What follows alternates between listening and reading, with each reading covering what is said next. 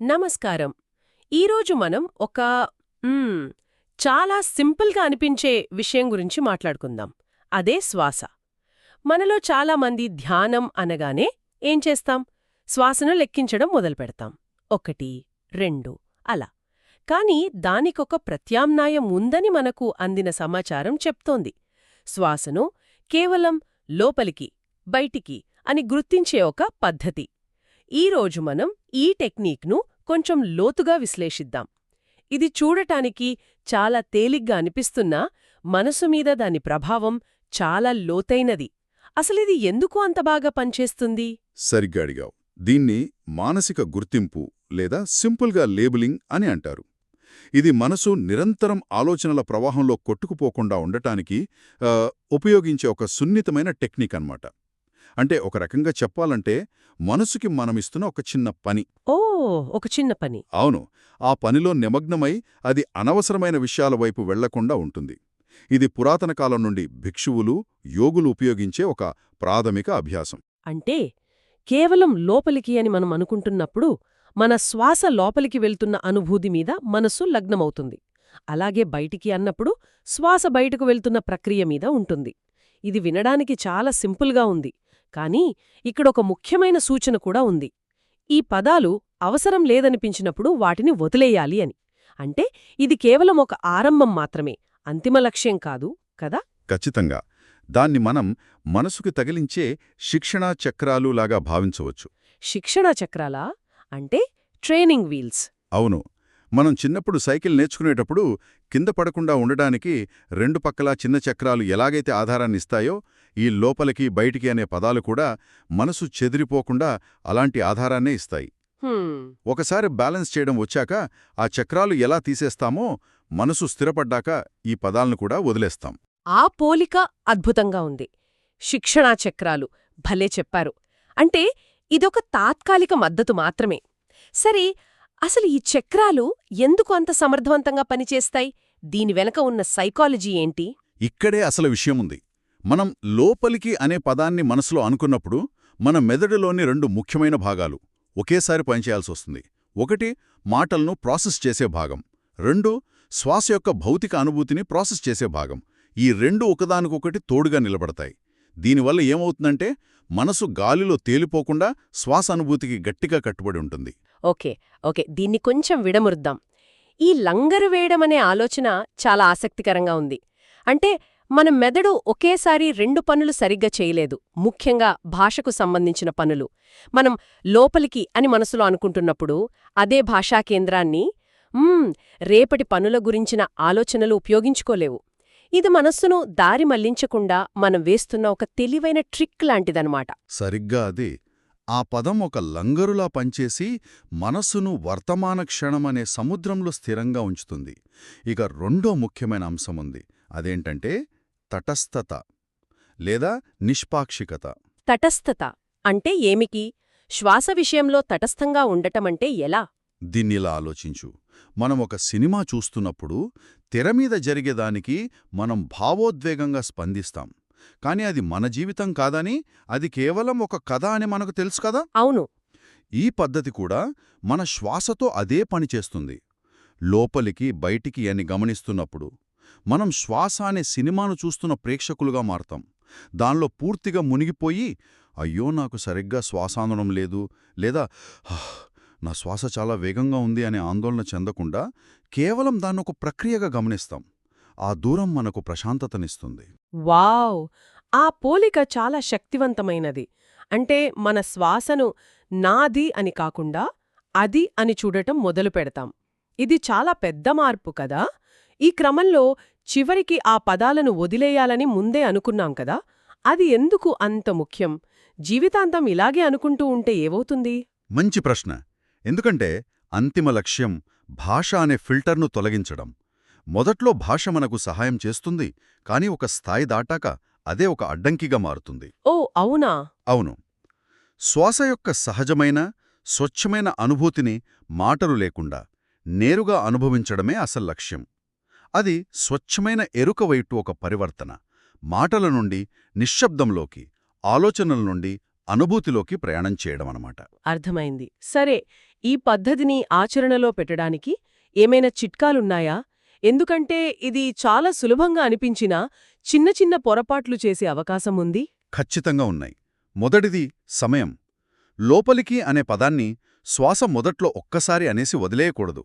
శ్వాస పీలుస్తున్నంతసేపు ఆ పదం యొక్క భావన ఒక సుదీర్ఘమైన, మెల్లనైన ధ్వనిలా మనసులో కొనసాగాలి.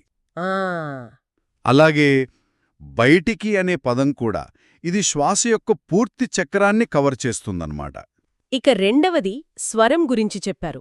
మానసికంగా పలికే పదం ఒక కఠినమైన ఆజ్ఞలా ఉండకూడదని. ఈ గుసగుసలాంటి స్వరం అనే చిట్కా నాకు బాగా నచ్చింది. ఎందుకంటే కొన్నిసార్లు నేను ధ్యానం చేస్తున్నప్పుడు నా మనసులో నా గొంతు ఒక కఠినమైన టీచర్లా శ్వాసమీద ధ్యాసపెట్టు అని అరుస్తున్నట్లు అనిపిస్తుంది. అదింకా ఒత్తిడిని పెంచుతుంది. సరిగ్గా అదే జరుగుతుంది. ఆ పదం ఒక సున్నితమైన సూచనలా, ఒక గుసగుసలా ఉండాలి. మనసు మీద అధికారం చలాయించడానికి ప్రయత్నించకూడదు. దానికి స్నేహితుడులా మార్గనిర్దేశం చెయ్యాలి. ఇక మూడో చాలా ముఖ్యమైన చిట్కా ఉంది. అదేమిటి? ఖాళీని గమనించడం. ఒక్క నిమిషం. ఖాళీ అంటారా? అంటే శ్వాసుల మధ్య ఉండే విరామం గురించా? నేను దాన్ని ఎప్పుడూ అంతగా గమనించలేదు. మనసు అక్కడే తప్పించుకోవడానికి ఎక్కువగా ప్రయత్నిస్తుందని విషయం ఆశ్చర్యంగా ఉంది. ఎందుకలా? ఎందుకంటే ఆ క్షణంలో ఏమీ జరగదు. శ్వాస లోపలికి రాదు, బయటికి వెళ్ళదు. అక్కడొక నిశ్శబ్దం, ఒక శూన్యముంటుంది. మనస్కి శూన్యమంటే భయం. దానికి ఎప్పుడు ఏదో ఒక ఆధారం కావాలి. ఒక ఆలోచనో, ఒక శబ్దమో. ఆ చిన్న విరామంలో దానికి ఏ ఆధారం దొరకదు కాబట్టి వెంటనే అది పాత ఆలోచనల వైపు లేదా భవిష్యత్తు ప్రణాళికల వైపు పారిపోవడానికి ప్రయత్నిస్తుంది. అబ్బో! ఆ క్షణాన్ని గమనించడం మొదలుపెడితే మన మనస్సు యొక్క అసలు స్వభావం మనకు అర్థమవుతుంది. ఇది నిజంగా ఒక ఉన్నత స్థాయి పరిశీలన. సరే, ఇన్ని విషయాలు తెలుసుకున్నాక అసలు ప్రశ్న వస్తుంది. ఈ శిక్షణా చక్రాలను అంటే ఈ పదాలను ఎప్పుడు తీసేయాలి? సరైన సమయం ఏదైనా ఉందా? దానికి ఒక స్పష్టమైన సూచన ఉంది. బలవంతంగా తీసేయడానికి ప్రయత్నించకూడదు.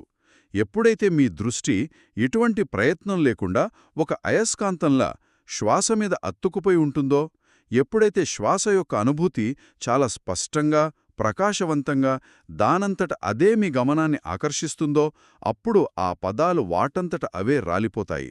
వాటి అవసరమిక ఉండదు. ఆ దశకు చేరుకున్నామంటే మనస్సు ఇప్పటికే స్థిరపడిందని అర్థం. ఇది వింటుంటే నాకొక ప్రశ్న వస్తోంది.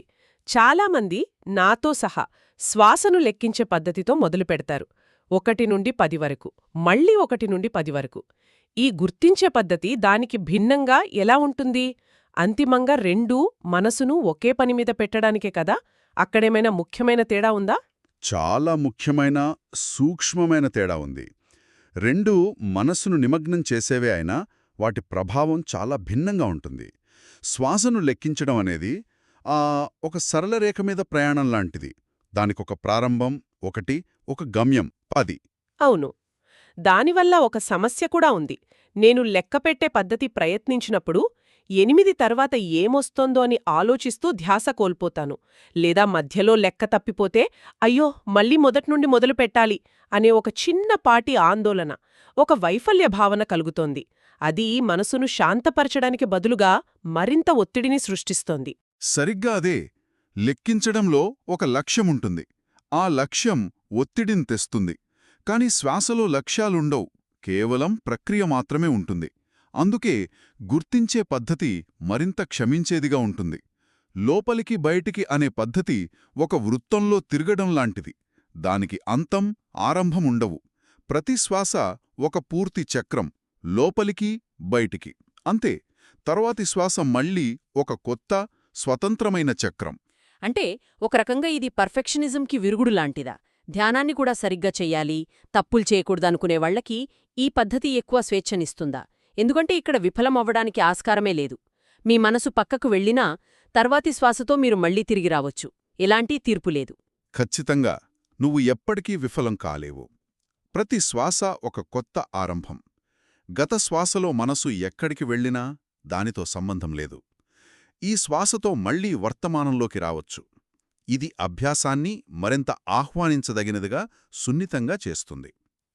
లెక్కించడం మనసును ఒక క్రమశిక్షణలో పెట్టడానికి ప్రయత్నిస్తే, గుర్తించడం అనేది మనసుతో స్నేహం చేయడానికి ప్రయత్నిస్తుంది. అయితే ఈ చర్చ మొత్తాన్ని ఒక్కచోటికి చేరిస్తే దీని అర్థమేమిటి? లోపలికి బయటికి పద్ధతి అనేది కేవలం ఒక టెక్నిక్ కాదు. ఇది మనసును వర్తమానంలో లంగరు వేయడానికి ఒక సరళమైన, తీర్పులేని సాధనం. ఇది భాషను ఒక తాత్కాలిక స్నేహితుడిలా ఉపయోగించుకుని చివరికి అనుభూతిని నేరుగా ఫిల్టర్ లేకున్నా పొందడానికి సహాయపడుతుంది. అవును, ఇది ఒక అద్భుతమైన ప్రారంభస్థానం. అయితే మనకు అందిన మూలం చివర్లో ఒక ఆసక్తికరమైన ప్రశ్న ఉంది. అది మనల్ని మరింత లోతుగా ఆలోచింపజేస్తుంది. ఒకవేళ మీ మనసు చాలా చంచలంగా, తుఫాన్లా ఉంటే ఈ ప్రాథమిక పద్ధతి యొక్క వైవిధ్యాన్ని సూచించగలరా అని. అంటే రోజూ ఉండే సాధారణ ఆలోచనలు కాకుండా తీవ్రమైన ఒత్తిడిలో లేదా ఆందోళనలో ఉన్నప్పుడు ఈ సింపుల్ టెక్నిక్ సరిపోకపోవచ్చు. లోపలికి బయటికి అని అనుకుంటున్నా కూడా మనసు వినకపోవచ్చు. సరిగ్గా. అప్పుడు మనం ఆలోచించాల్సిన ప్రశ్నేమిటంటే, మరింత చంచలమైన మనసు కోసం ఎలాంటి వైవిధ్యాలుండవచ్చు? బహుశా లోపలికి అని పీలుస్తున్నప్పుడు చల్లదనాన్ని, బయటికి అని వదులుతున్నప్పుడు వెచ్చదనాన్ని గమనించాలా? లేదా శ్వాసతో పాటు పాదాలు నేలను తాకుతున్న అనుభూతిని కూడా గమనించాలా? ఈ ప్రశ్న మనకు ఒక విషయాన్ని గుర్తుచేస్తుంది. ఈ సాధనాలన్నీ కఠినమైన నియమాలు కావు. అవి మన అవసరాలకు అనుగుణంగా మార్చుకోగల పనిముట్లు. ఈ అభ్యాసాన్ని మరింత సృజనాత్మకంగా, వ్యక్తిగతంగా మార్చుకోవడానికి ఇదొక ఆహ్వానం లాంటిది. మన అంతర్గత ప్రయాణంలో తదుపరి అడుగు వేయడానికి ఇదొక ప్రేరణ.